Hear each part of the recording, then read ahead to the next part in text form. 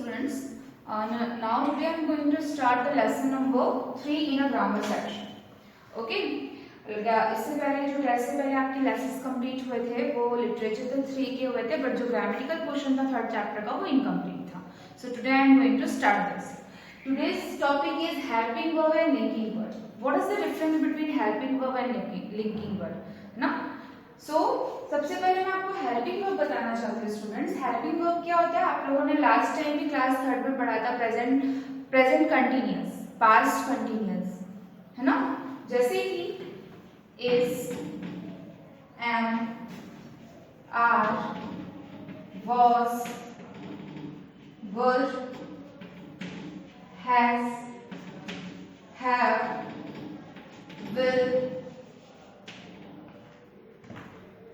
shall, etc. It's all are helping verb. और linking verb, यही linking verb भी होते हैं, बट दोनों में डिफरेंस होता है.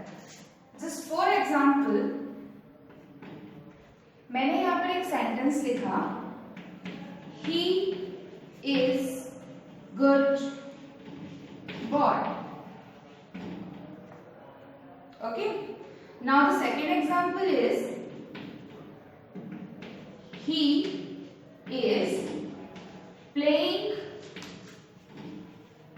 in the garden. In the garden. There are two examples here. What is the similarity? Similarity means दोनों में same क्या है? There is is similar है. बट डिफरेंस क्या है स्टूडेंट्स? जब हम हेल्पिंग वर्ब के बाद हमेशा हमारा क्या आता है? Main verb. ये आप लोगों ने प्रेजेंट कंटिन्यूअस में पढ़ा है. Subject plus is, am, are plus verb की first form plus ING plus object.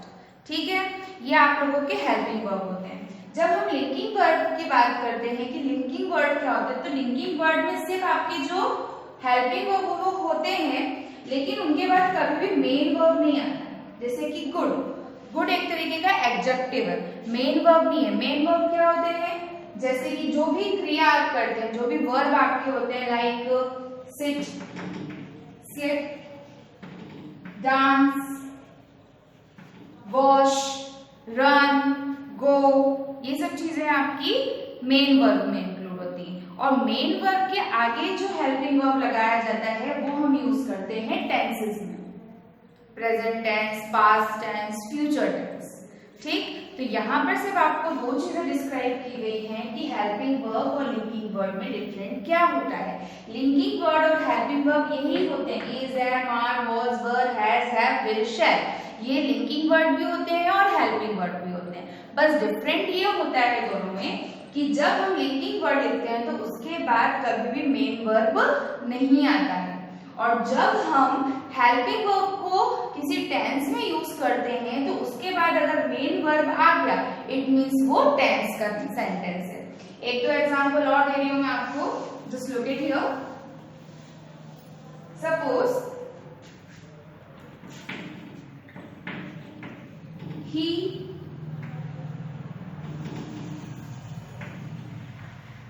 he has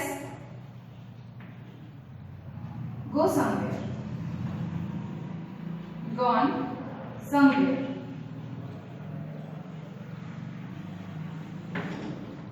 Okay. Now here I am good student.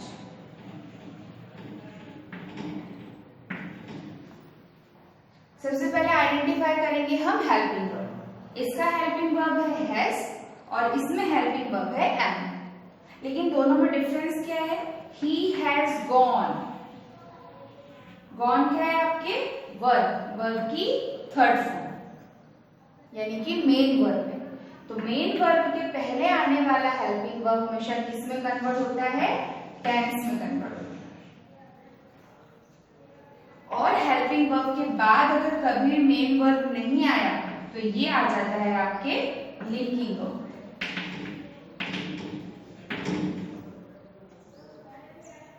I hope this topic is clear to you.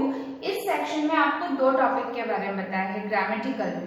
एक तो example और मैं देती हूँ आपको। Suppose यहाँ पर मिसमैच कर, ठीक है, यहाँ तो मैंने आपको लिंकिंग वर्ड और हेल्पिंग वर्ब के बारे में बताया कि जहां पर मेन वर्ब, अगर हेल्पिंग वर्ब के बाद मेन वर्ब आ रहा है तो वो आपके टेंसेस होते हैं, तो उसे हम हेल्पिंग वर्ब कहेंगे। लेकिन अगर किसी वर्ड के बाद एडजेक्टिव आ जाता है, यानी किसी भी तरीके का कोई मेन वर्ब नहीं आता है, तो वो कहलाएगा आपका लिंकिंग वर्ड। ये दोनों में डिफरेंस था। सेकेंड थिंग ऑफ कि आपको टेंसेस जो हेल्पिंग वर्ब है वो पता होना चाहिए कि वो सिंगुलर के साथ लगता है या प्लूरल के साथ लगता है। फॉर एग्जाम्पल मैंने यहाँ पर लिखा Neha are playing. So students, tell me, this is the correct sentence? Neha are playing. This is correct sentence? No, this is wrong sentence because Neha is a singular person. Because Neha is a singular person and are जो helping verb होता है वो हम use करते हैं plural के साथ। तो यहां पर करेक्ट कौन सा हेल्पिंग वर्ब आना चाहिए? Is. Just like that I वर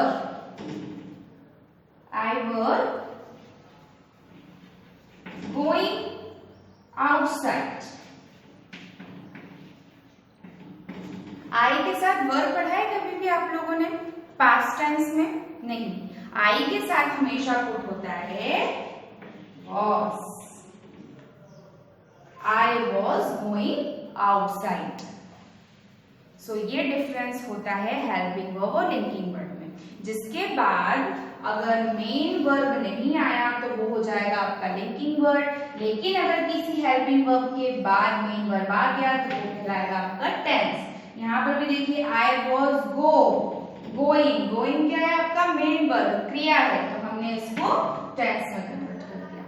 ठीक है, लेसन नंबर 3 में आप लोगों को ग्रामेटिकल क्वेश्चन में दो टॉपिक बताए गए हैं। पहला टॉपिक तो आपको पेज नंबर 46 पे हेल्पिंग वर्ब और लिंकिंग वर्ब का दिया गया है। इसके बाद आपको दूसरा टॉपिक पेज नंबर 48 पे दिया गया है use of comma. So now let's start the use of comma.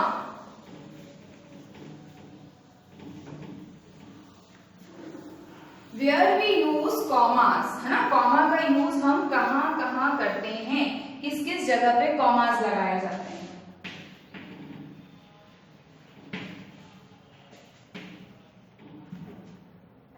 Use of commas. सबसे पहले तो we read the definition of comma in page number 48। Look at the blue box. A comma is a punctuation marks। punctuation marks होते हैं student जैसे कि question mark, full stop. इसी तरीके से आपके पंक्चुएशन मार्क में कॉमा भी आता है। कॉमा का सबसे मोस्ट इंपॉर्टेंट यूज होता है चीजों को सेपरेट करने के लिए। सेपरेट मतलब अलग करने के लिए। It's tell us to take a brief pause when we are reading. जब किसी सेंटेंस में रीडिंग के टाइम पे कॉमा आता है तो वो हमारा पोजिंग साइड रहता है, जैसे कि हम फुल स्टॉप पे पोज होते हैं, कॉमा पे पोज होते हैं। तो ये पंक्चुएशन मार्क डिसाइड करता है। सबसे ज्यादा पंक्चुएशन मार्क सबके राइटिंग और रीडिंग में यूजफुल होता है। A comma can change the meaning of sentence. अगर कॉमा लग जाता है तो जो मीनिंग होता है सेंटेंस का वो पूरी तरीके से चेंज हो जाता है। फॉर एग्जाम्पल, यहाँ पर मैं आपको एक एग्जाम्पल देती हूँ। I like cake, coffee, pizza, idli. So यहाँ पर हमारे पास कितनी चॉइसेस है? 1 2 3। जब हमारे पास एक से ज्यादा चॉइसेस होती हैं तो वहां पर हम यूज करते हैं कॉमा। यानी कि रीडिंग में देखो I like coffee, I like cake, coffee, pizza, idli, ये है। लेकिन जब आप कॉमा लगा देते हैं तो उसे बोलने का तरीका चेंज होता है। आई like cake, coffee and pizza. जब दो लोग लास्ट में दो ऑप्शन रह जाते हैं तो हम उनके बीच में लगा देते हैं and. Same to same example,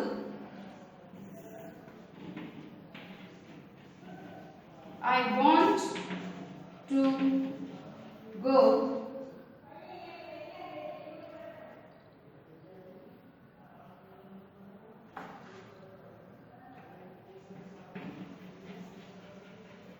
Jaipur नहीं, मैं आपको अपना बेसिकली एग्जाम्पल देता हूँ. I want to go Indore Madhya प्रदेश.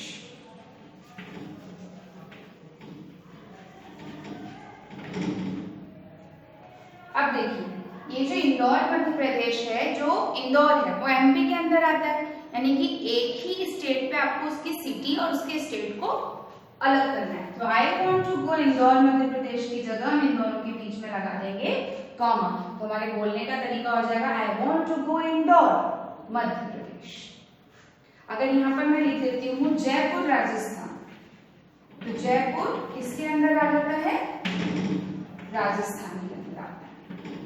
सो जो स्टेट है और स्टेट की जो पर्टिकुलर सिटी है, उन दोनों को डिवाइड करने के लिए हम कॉमा का भी यूज करते हैं. और एक से ज्यादा जो चॉइसेस हमारे पास होती है तो हम कॉमा का यूज करते हैं. The third rule is, suppose कोई बर्थडे डेट है ना, मैं यहाँ पर आपको एक एग्जांपल देती हूँ.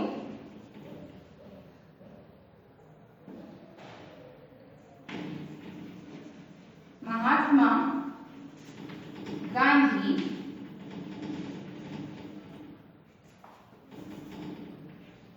was born on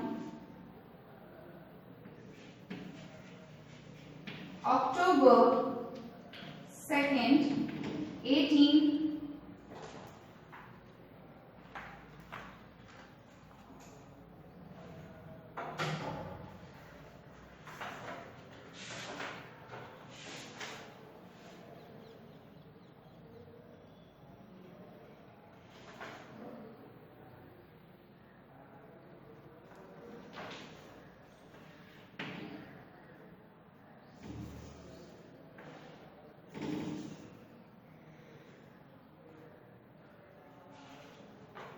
I forgot the year, but suppose अगर आपको यहाँ पर एक एग्जाम्पल दिया जाए, दूसरा एग्जाम्पल देती हूँ मैं आपको स्टूडेंट्स. सपोज हम यहाँ पर लिखते हैं एक डे और डेट लिखा है ना. We met him for the first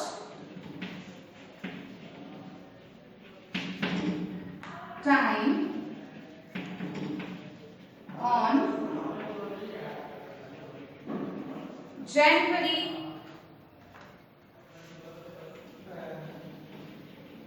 27, 2005.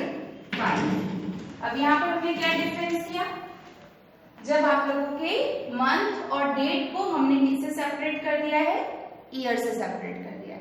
मतलब मोस्ट ऑफ द यूज आपके जो कॉमास होते हैं उनको चीजों को या फिर सेंटेंसेस को अलग अलग चीजों को सेपरेट करने के लिए ही किया था. यहाँ पर हमने चॉइसेस को सेपरेट किया था, यहाँ पर हमने स्टेट से सिटी को सेपरेट कर दिया है, और यहाँ पर हमने मंथ और डेट को किससे सेपरेट कर दिया है? ईयर से सेपरेट कर दिया है. सो यही इसका यूज होता है. एक यूज और होता है, the last rule is place a comma after the introductory words such as yes and well. आप लोग बहुत से ऐसे आंसर क्वेश्चंस देते होंगे जब आपसे पूछा था डू यू एग्री, यानी कि अगर आपसे सिर्फ इतना पूछा जाता है कि आप किसी बात पर सहमत हैं या नहीं हैं, तो उसका आपका आंसर होता है यस या फिर नो, है ना.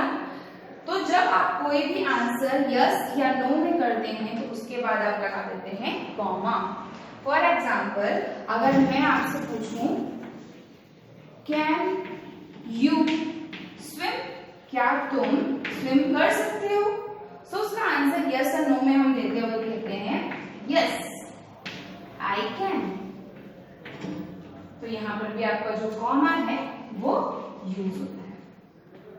Okay student, I like cake, coffee and pizza, यानी कि चॉइसेस को डिफरेंस करने के लिए कॉमा का यूज किया जाता है. जब आप किसी स्टेट से किसी सिटी को डिफरेंट कर रहे हो, सेपरेट कर रहे हो, वहां कॉमा का यूज होता है.